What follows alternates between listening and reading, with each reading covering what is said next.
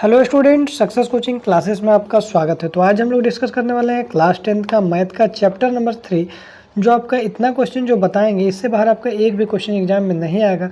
बहुत ही most important question आपको chapter number 3 बताने वाले हैं। तो चैप्टर 1 और 2 का अगर वीडियो नहीं देखें तो प्लेलिस्ट बना है, आप उसका भी देख लीजिए। इससे बाहर आपका एक भी प्रश्न नहीं आएगा। तो चलिए हम लोग देखते हैं चैप्टर नंबर 3 का जो है चैप्टर क्या है, 2 चर वाला रैखिक समीकरण है। इसका मोस्ट इंपॉर्टेंट वीवीआई क्वेश्चन आपको बताने वाले हैं बोर्ड एग्जाम के लिए। तो चलिए हम लोग देखते हैं।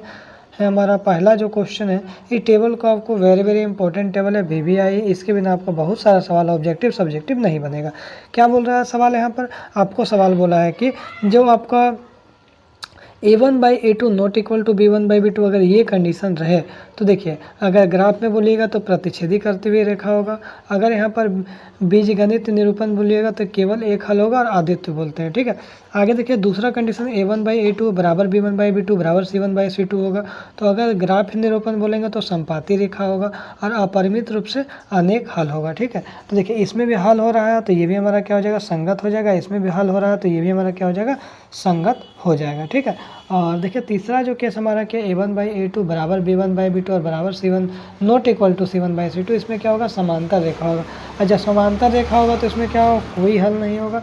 समांतर रेखा में कोई हल नहीं होगा और ये क्या हो जाएगा, असंगत युग्म होता है। क्या होता है, असंगत होता है। और ऊपर दोनों वाला क्या होता है, संगत होता है, ये दोनों। ठीक है, चलिए तो इसमें क्या होता है, प्रतिच्छेदी रेखा में इस टाइप का रेखा बनता है, एक बिंदु पर प्रतिच्छेद करता है। संपाती मतलब एक में एक और चढ़ गया तो बहुत सारा हल हो गया। समांतर में इस तरह होता है, एक कोई भी हल नहीं होता है। ठीक है, तो ये टेबल को अच्छा से याद कर लीजिएगा। आगे यदि हम लोग क्वेश्चन पे देखते हैं तो 3.1 का देखिएगा, तो ये क्वेश्चन बहुत इंपॉर्टेंट है। निम्न समस्याओं के रैखिक समीकरण का युग्म बनाइए, ग्राफ विधि से हल करिए। वीवीआई क्वेश्चन है। पहला क्वेश्चन क्या बोल रहा है, कक्षा 10 के 10 विद्यार्थियों ने एक गणित की पहली प्रतियोगिता में भाग लिया। यदि लड़कों की संख्या से 4 अधिक है तो प्रतियोगिता में भाग लिए गए लड़कों और लड़कियों की संख्या ज्ञात करिए। Very important question. दूसरा क्वेश्चन क्या बोल रहा है, 5 पेंसिल और 7 कलमों का कुल मूल्य 50 रुपया, तो जबकि 7 पेंसिल और 5 कलम का मूल्य 46 रुपया, तो एक पेंसिल और एक कलम का मूल्य ज्ञात करिए और इसको ग्राफ विधि से हल कीजिए, एग्जाम के लिए इंपॉर्टेंट है। और देखते हैं कौन सा क्वेश्चन इंपॉर्टेंट है। क्वेश्चन नंबर हमारा 4 नंबर देखिए, 3.1 का ही 4 बता रहे हैं। निम्न रैखिक समीकरणों के युग में कौन कौन सा युग में संगत है और असंगत है। अगर संगत है तो ग्राफ विधि से हल कीजिए। ये चारों का चारों क्वेश्चन आपको एकदम वेरी वीवीआई क्वेश्चन है, प्रैक्टिस जरूर कर लीजिएगा। आइए 5वां नंबर क्वेश्चन क्या बोल रहा है, एक आयताकार बाग जिसकी लंबाई और चौड़ाई से 4 अधिक है और उसका अर्ध परिमाप 36 है। ठीक है, तो अर्ध परिमाप 36 है तो इसका विमाएँ ज्ञात कीजिए। ये भी आपका वीवीआई क्वेश्चन है, जरूर प्रैक्टिस कर लीजिएगा। आगे यदि हम लोग देखते हैं, आप 3.2 में आइए। 3.2 में क्या क्वेश्चन इंपॉर्टेंट है, निम्न रैखिक समीकरणों को युग्म को प्रतिस्थापन विधि से हल करिए। देखिए अगर क्वेश्चन बोलेगा प्रतिस्थापन विधि से हल कीजिए तभी आप प्रतिस्थापन विधि से हल कर सकते हैं। अगर नॉर्मल सिर्फ क्वेश्चन देगा तो आप विलोपन विधि भी से हल कर सकते हैं। और बहुत सारा विधि है जो विविक्तर विधि से भी आप हल कर सकते हैं, प्रतिस्थापन से भी आप हल कर सकते हैं।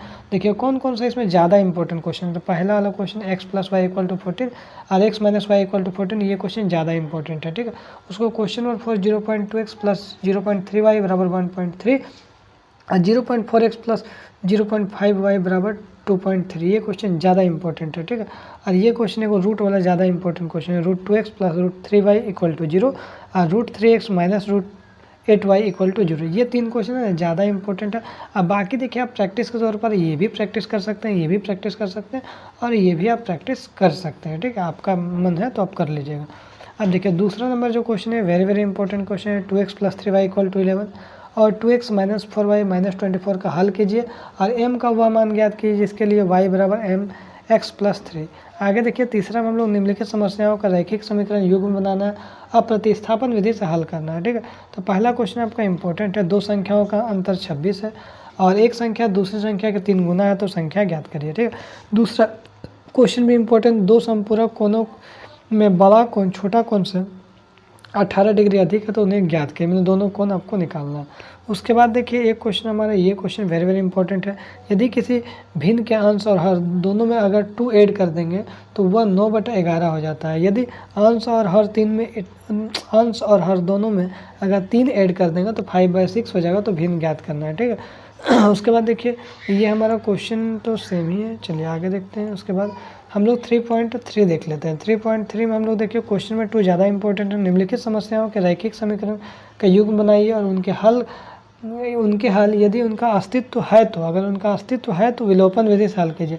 बोल रहा है कि अगर अस्तित्व नहीं है तो हल मत करिए, लेकिन अगर अस्तित्व में है तो विलोपन विधि से हल करिए। नाम भी बता दिया।